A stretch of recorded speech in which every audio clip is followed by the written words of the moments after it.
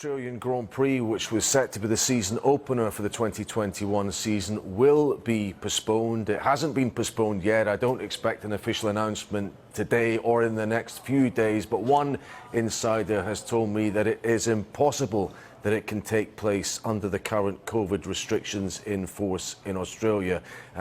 You may ask me, how is it that the Australian Open tennis can go ahead, but the Formula One can't? Well, in line with the tennis, they were going to have a 2 to 3 week quarantine for F1 staff coming to the race in Melbourne. Now, given the numbers involved, in excess of 1,500 people that they need to fly in to hold the Grand Prix, and also significantly because of the disruption that would have caused to Formula One pre-season testing, which is absolutely vital to have before the season gets underway.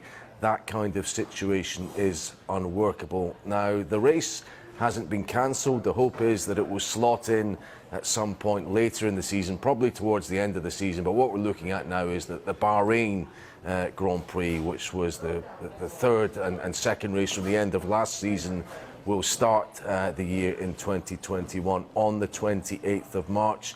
We shouldn't be too downbeat about it all, because remember, there's still a provisional 23 race calendar, and F1 in their official response to all of this, although they haven't confirmed that the race in Australia is postponed yet, have said this. They've said, in 2020 we proved we could return to racing safely and delivered what many thought was impossible in March of last year. We have set out our calendar and look forward to the return of F1 in March this year, but that will now, as I understand it, be March 28th in Bahrain rather than March the 21st in Melbourne.